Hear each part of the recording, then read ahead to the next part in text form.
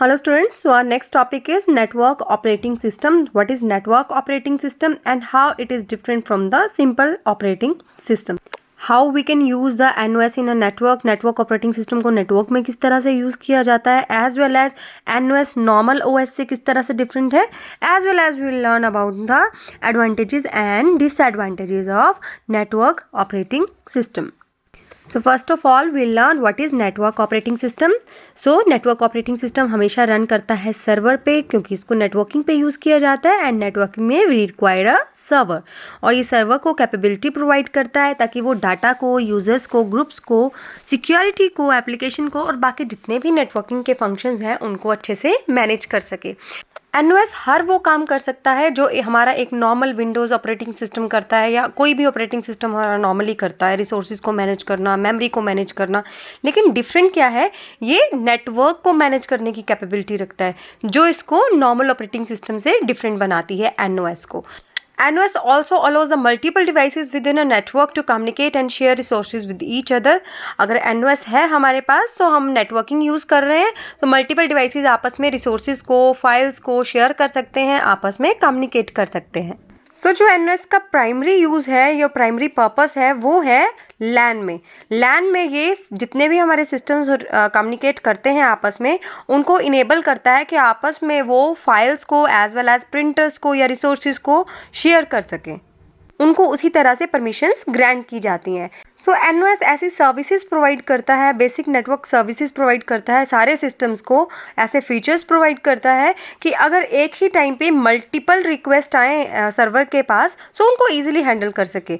Multi user environment में NOS बहुत ही अच्छे से काम करते हैं. So some examples of network operating systems are Windows Server 2008, Unix, Linux, Mac OS X, Novel NetWare and BSD.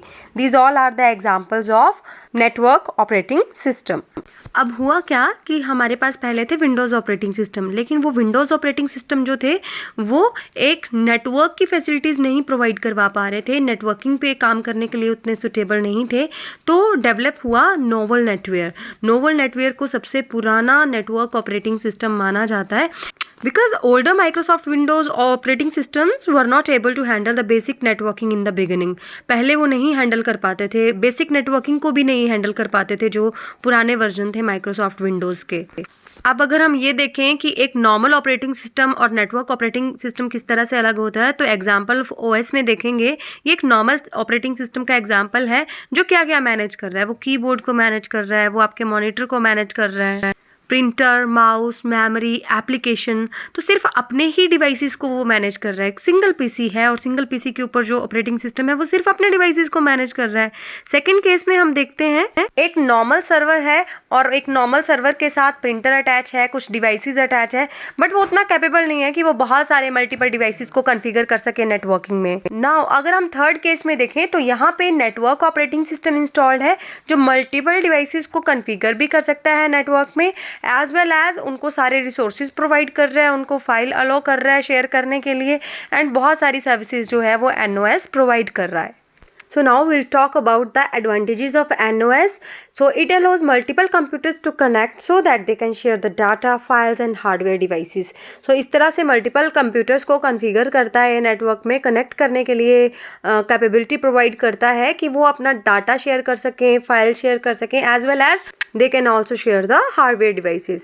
Security features provide करता है such as authentication and access control. किस सिस्टम को कितना ऑथेंटिकेट है कौन सा सिस्टम और किसको कितना एक्सेस कंट्रोल देना है, रीड, राइट, एग्जीक्यूट, कौन सी परमिशन कौन से सिस्टम को देनी है, ये भी NOS डिसाइड करता है. It provides remote access to devices. एक जगह से बैठे दूसरे डिवाइस को किस तरह से कंट्रोल करना है, किस तरह से एक्सेस करना है, NOS में बहुत ईजिली एबल हो जाती है ये सारी चीज़ें. It also provides normal OS features such as memory management और processor management, input output management etc.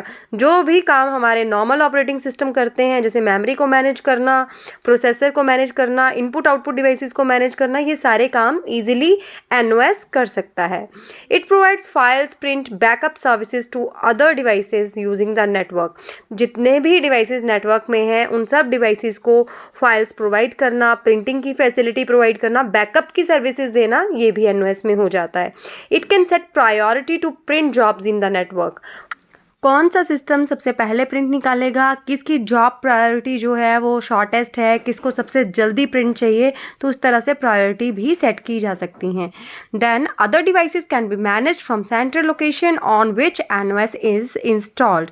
बाकी डिवाइसेस भी सेंट्रल लोकेशन से मैनेज किए जा सकते हैं. सेंट्रल लोकेशन कौन सी, जहाँ पर NOS को इंस्टॉल किया गया है, जिस सिस्टम पे NOS को इंस्टॉल किया है, from that position. Next are disadvantages of NOS. क्या क्या डिसएडवांटेजेस हैं. NOS is not so much costly, or either it is free of cost since it is open source software, but to maintain a server, to create a server, it needs a high cost of buying and running. Okay, so server को बनाने के लिए, server को खरीदने के लिए, उसको run करने के लिए, मेंटेन करने के लिए हाई कॉस्ट की नीड होती है. Even dependency on the central location for most operations. जितने भी बाकी सिस्टम होते हैं नेटवर्किंग में, वो अपने सारे कामों के लिए सेंट्रल लोकेशन पे डिपेंड करते हैं. They need the permission of the central location always. So that's all about network operating system. Thank you so much and have a nice day.